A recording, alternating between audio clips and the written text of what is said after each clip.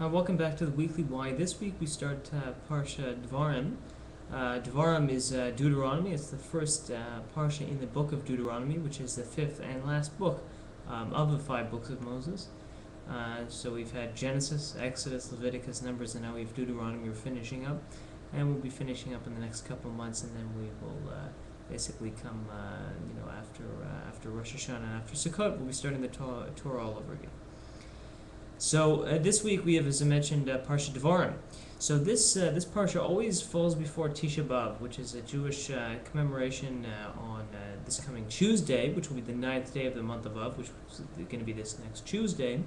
And there's a number of key ideas which really find parallel between the parsha and between Tisha B'Av, the Jewish holiday. So there's just a couple very brief ideas I'd just like to touch on.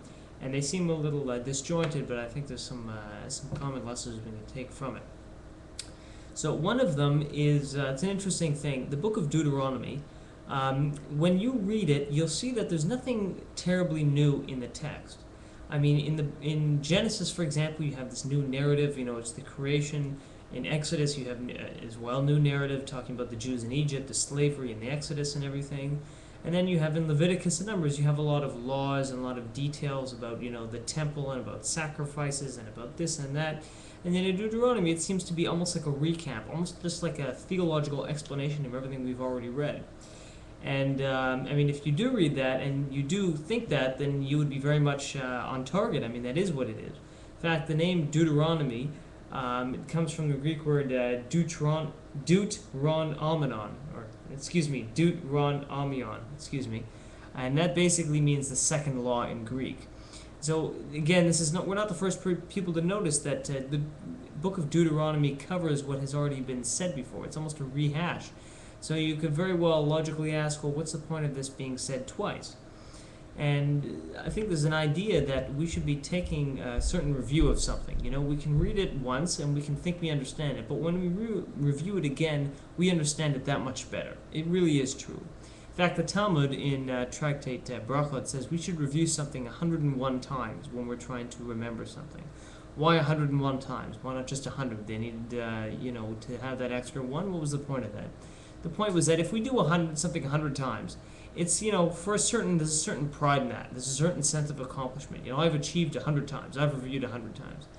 But if we really want to actually gain that remembrance, to actually gain that review, as opposed to just having the self-confidence of the review, it's that extra time. It's going just that extra beyond, that 100 times, which is the review. And so the connection to Tisha B'Av, if you're not familiar with Tisha B'Av, it's this Tuesday, it's the 9th day of Av.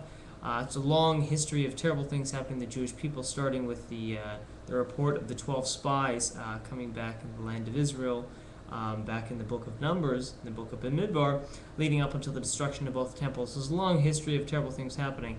And so one of the ideas we know from this, we've all heard 101 times, is that the cause of the destruction of the second temple was sinat chinam, this hatred of the Jewish people had for one another. So I hope that we can keep in mind for ourselves that we hear it 101 times, baseless hatred, lashon hara, this gossip and evil speech about another. We know that's the problem, but we don't really internalize it. We hear it when it comes in one ear and out the other.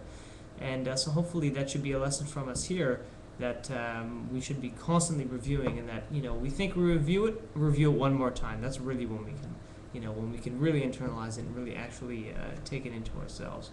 And so there's another key idea that I'd like to address as well. And I mentioned the 12 spies who had entered the land of Israel, which we read about in the last book, in the book of Bamidbar, the book of Numbers. So in the opening of this parsha, we have Moses who's giving a tochacha, he's giving rebuke to the Jewish people. But in the midst of that, in chapter 1, verse 23 of the book of Deuteronomy, we have Moses, he makes a passing reference to the spies, and he says, I sent you the spies, which was good in my eyes. In other words, he's saying, this I thought was a good idea at the time. Obviously, we know in retrospect it wasn't. There were terrible things that happened as a result of it, but Moses is saying, well, you know what, at the time it seemed like, a good idea. Hindsight 2020, but back then it seemed like a good thing to do. It's a very interesting and refreshing thing to hear Moses say that, because how many times do we hear people in a position of leadership own up to their mistakes, own up to their shortcomings and things that they haven't done in the past? And so the reason we look at Moses, and again, this is what we read right at the very end of the book of Deuteronomy, the entire Torah, is that there never was another prophet like Moses. And again, it doesn't mean Moses was perfect without flaw. It certainly isn't the case. I mean, Moses couldn't enter the land of Israel because of a big problem. But it's not that he didn't make a mistake, it's that, he owned up to it. So hopefully the lesson that we can take from that is that true Jewish leadership is not necessarily not making mistakes, it's not being perfect. Nobody's perfect. It's owning up to your mistakes, and it's recognizing, you may have had a shortcoming, but the true goal of a Jewish leader, the true goal of, bringing the Jewish people, to where we should be, is recognizing, what we have done wrong in the past, and try to admit that and not be ashamed of it, because only recognizing the mistakes we made is the best way to address it in the future.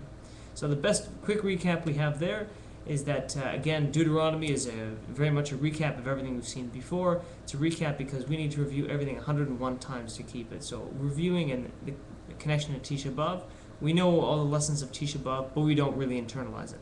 Okay, so we need to listen to it and again and really internalize it and listen not just that 100 times, not just walk away from that class and feeling confident, but take it that extra time to really, really internalize it and know that it's real. And a connection to Deuteronomy is that Moses, when he said, it was good in my eyes, I saw it good in my eyes, that Moses recognized that he made a mistake.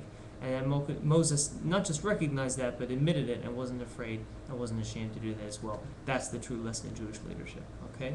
So that's Parsha Devarim, first Parsha of the book of Deuteronomy. And best wishes, Shabbat Shalom, God bless.